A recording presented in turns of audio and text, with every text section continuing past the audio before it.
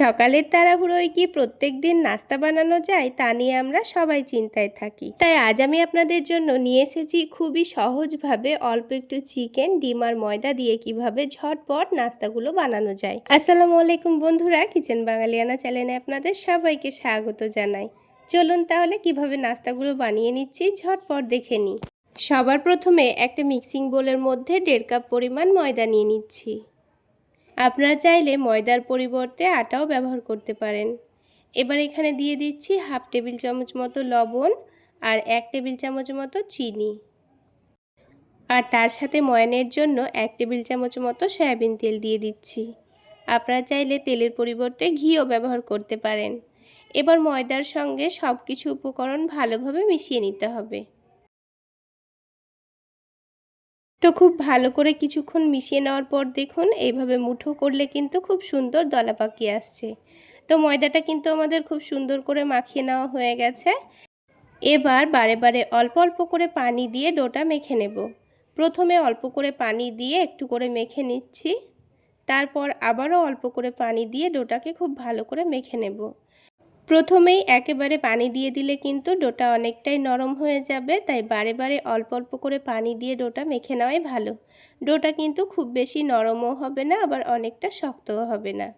তো দেখুন কিছুক্ষণের মধ্যেই আমি ডোটা খুব সুন্দর করে মেখে নিয়েছি। এবার ডোটাকে আমি ঢেকে 10 মিনিটের জন্য রেস্টে রাখবো। আর রেস্টে রাখার আগে ডোটার ওপর অল্প একটু তেল দিয়ে দিচ্ছি, দিয়ে আবার একটু ভালো করে মাখিয়ে নেব। এতে করে ওপরটা শুকিয়েও আসবে না, ডোটা কিন্তু অনেকটাই নরম থাকবে। এবার 10 মিনিটের জন্য ডোটা ঢেকে রেখে দিব, আর ততক্ষণে বাকি কাজগুলো করে নেব। তো এইদিকে আলাদা একটা বাটির মধ্যে অল্প একটু চিকেন নিয়েছি, আর এই চিকেনটাকে খুব ভালো করে কুচি কুচি করে কেটে ধুয়ে পরিষ্কার করে নিয়েছি। এই অল্প চিকেন দিয়েই কিন্তু আজকে আমি পুরো পরিবারের জন্য চিকেন রোলগুলো বানাবো। তো তার মধ্যে দিয়ে দিয়েছি স্বাদ মতো লবণ, মরিচের গুঁড়ো, আর দিয়ে দিচ্ছি ভাজা জিরা গুঁড়ো, তার সাথে দিয়ে দিচ্ছি হলুদের গুঁড়ো। এখানে চিকেনের পরিমাণটা যেহেতু অল্প নিয়েছি, তাই গুঁড়ো মশলাগুলোও কিন্তু খুবই সামান্য পরিমাণে দিচ্ছি। আর খুবই অল্প পরিমাণে দিয়েছি গোলমরিচের গুঁড়ো, হাফ টেবিল চামচ মতো দিয়েছি আদা রসুনের পেস্ট, আর 1 টেবিল চামচ মতো দিয়ে দিয়েছি টমেটো সস, আর হাফ টেবিল চামচ মতো দিয়ে দিচ্ছি সয়া সস, আর 1 টেবিল চামচ মতো সয়াবিন তেল দিয়ে দিচ্ছি, আর সবশেষে অল্প একটু লেবুর রস দিয়ে দেব। তারপর সব কিছু একটু ভালোভাবে মাখিয়ে নিচ্ছি। তো চিকেনটাকে খুব ভালোভাবে মাখিয়ে নেওয়া হয়ে গেছে। এবার এটাকে ঢেকে 15 মিনিটের জন্য রেস্টে রেখে দিতে হবে। তো আমি এখানে কিন্তু 10 মিনিট মতো রেস্টে রেখেছিলাম, আর অন্যদিকে বাকি কাজগুলো করে নেব। তো আমি এখানে 3টা ডিম নিয়েছি। এবার ডিমগুলোকে ফাটিয়ে একটা বাটির মধ্যে নিয়ে নেব।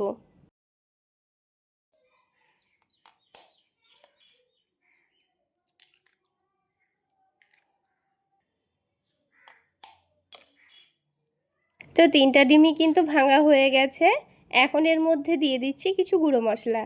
তো দিয়ে দিয়েছি স্বাদ মতো লবণ, আর দিয়েছি চাট মশলা, অল্প একটু কাশ্মীরি রেড চিলি পাউডার দিয়েছি, আর খুবই সামান্য পরিমাণ দিয়েছি গোলমরিচের গুঁড়ো।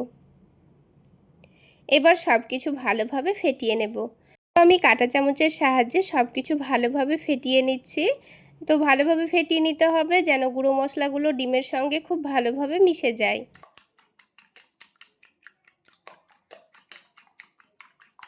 তো কিছুক্ষণ সময় নিয়ে খুব ভালোভাবে ফেটিয়ে নিয়েছি। তো ডিমটাও তো ফেটানো হয়ে গেল, আর মশলাটাও দেখুন ডিমের সঙ্গে খুব ভালোভাবে মিশে গেছে। এবার এই ডিমের মিশ্রণটাকে সাইডে রেখে দিচ্ছি, আর চলে যাব চিকেনের পুরটা তৈরি করার জন্য। তার জন্য কড়াইয়ের মধ্যে 2 টেবিল চামচ মতো সয়াবিন তেল দিচ্ছি। খুব বেশি তেল দিচ্ছি না, কারণ চিকেনের মধ্যেও কিন্তু অল্প একটু তেল আছে। এবার তেলটাকে খুব ভালোভাবে গরম করে নিচ্ছি, আর কড়াইয়ের মধ্যে একটু ভালোভাবে ছড়িয়ে ছড়িয়ে দিচ্ছি, তাহলে চিকেনটা দেওয়ার সময় কিন্তু কড়াইয়ের মধ্যে আর লেগে যাবে না। তো তেলটা ভালোভাবে গরম হয়ে গেলে এবার আমি চিকেনটাকে পুরোটাই ঢেলে দেব।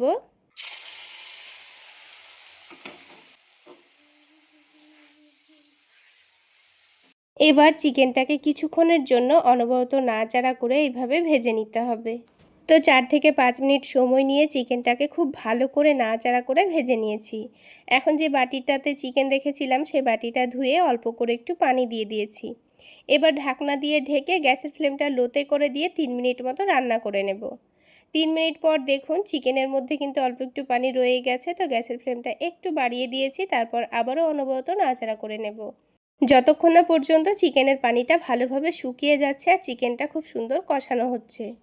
তো এবার দেখুন কিছুক্ষণের মধ্যে চিকেনটাকে কিন্তু খুব ভালো করে আমি ভেজে নিয়েছি আর খুব সুন্দর কষানোও হয়ে গেছে। এবার আমি গ্যাসের ফ্লেমটা একেবারে লোতে করে দেব। তারপর এখানে 1 চামচ কর্নফ্লাওয়ার অল্প একটু পানির মধ্যে গুলে নিয়েছি। তো এই কর্নফ্লাওয়ার গোলা পানিটাই দিয়ে দিচ্ছি। এখানে কর্নফ্লাওয়ারটা আমি কেন দিচ্ছি সেটাও আমি আপনাদের পরে জানাবো। তো একটু নাড়াচাড়া করে নিচ্ছি। রান্নার প্রায় শেষের মুহূর্তে এখন আমি এখানে বেশ খানিকটা মতো পেঁয়াজ কুচি দিচ্ছি, তার সাথে গাজর কুচিও দিচ্ছি আর দিয়ে দিচ্ছি শসা কুচি, আর ঝালের জন্য অল্প একটু কাঁচামরিচ কুচি দিয়ে দিচ্ছি।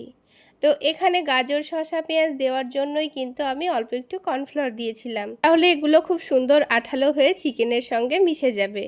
তো সবশেষে অল্প একটু চাট মশলা দিয়েছি, দিয়ে আবারও সব কিছু একসঙ্গে ভালোভাবে মিশিয়ে নিচ্ছি। কিছুক্ষণের মধ্যেই দেখবেন নাড়াচাড়া করলে কিন্তু সব কিছু একসঙ্গে খুব সুন্দরভাবে আঠালো হয়ে যাচ্ছে। এখানে কিন্তু গাজর শসা সেদ্ধ করার কোনো রকম দরকার নেই, কারণ কাঁচাই খেতে বেশি ভালো লাগে। তো দেখুন চিকেনের সঙ্গে আমি সব কিছু ভালো করে নাড়াচাড়া করে নিয়েছি আর কত সুন্দর আঠালোও হয়ে গেছে। তো চিকেনের পুর কিন্তু আমাদের রেডি। আর দেখুন অল্প চিকেনে কতটা চিকেনের পুরো তৈরি হয়ে গেল। তো এবার আমি এই চিকেনের পুরটাকে একটা বাটির মধ্যে তুলে নিচ্ছি। তো চিকেনের পুর তো আমাদের তুলে নেওয়া হয়ে গেল। এবার আমি আপনাদের নাস্তাগুলো বানিয়ে দেখাচ্ছি। তো ডোটা 10 মিনিট রেস্টে রাখার জন্য দেখুন আগের থেকে অনেকটাই স্মুথ হয়ে গেছে। তো হাতের মধ্যে একটু লেগে লেগে আসছিল বলে অল্প একটু ময়দা ছড়িয়ে দিয়েছি, দিয়ে ডোটাকে আবার একটু ভালো করে মেখে নিচ্ছি।